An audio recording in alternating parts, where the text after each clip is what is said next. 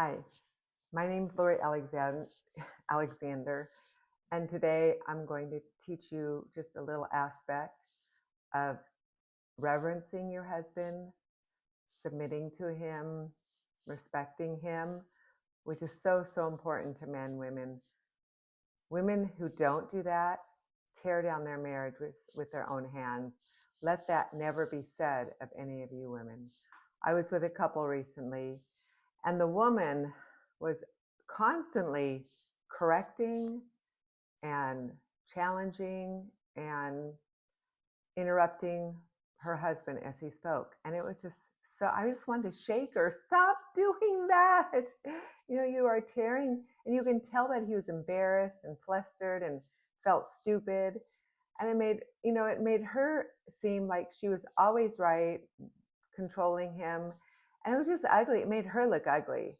And because I can recognize it so easy, I don't know how it would make someone who hasn't been mentoring women for 20 years, if they'd notice it even.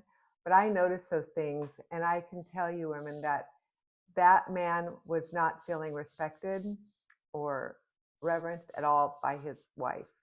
He was feeling belittled and put down and embarrassed by her. And we don't, this isn't our role, women. They did not marry us to do this to them. And it doesn't even matter if he's giving wrong details. It doesn't matter. It doesn't even matter if he's not right. Who cares? It's his story to tell. It's his opinions or thoughts or whatever. And you just look like a rebellious wife when you're doing that. It's not your role. God didn't give you to your husband to control him, change him, make sure he's perfect, make sure he's right. No, he gave you to your husband to respect, to love, to cherish, to please, to serve. Those are what God gave you to do. I'll never forget going to a conference.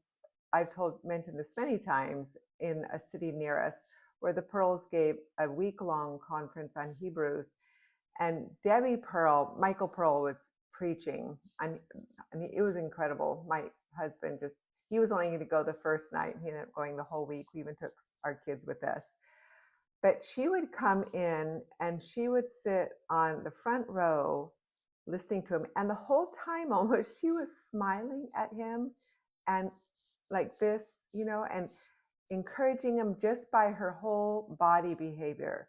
She couldn't say anything because she was quiet in the church. But it was such a beautiful thing to see. And you can tell he absolutely adores her, because I'm sure she doesn't interrupt him, criticize him, control him, correct him, especially in front of others. But you shouldn't even do that in the solitude of your own home. It's just not what God has called us to do. And I know it's hard to stop doing that. I'm still not perfect, but my husband would tell you I'm so much better than I used to be. And I don't do it in front of people at all anymore. But when your husband's speaking, just look at him and nod and, just smile. Don't show any disrespect towards him at all. That's the worst thing that you can do to a husband. He just despises that. And it's just really ripping apart your marriage. You will never have a strong marriage, woman, if you are trying to control your husband in that way and be right. No, you don't need to. You don't need to do that. It's okay if he's wrong. It's okay. He answers to God. He doesn't have to answer to you. And maybe he is right. We don't know everything. We're not God. So just lay down your pride, because that's what it is, wanting to be right, and learn to be humble with your husband. It's a beautiful, beautiful trait. God calls us to have meek and quiet spirits.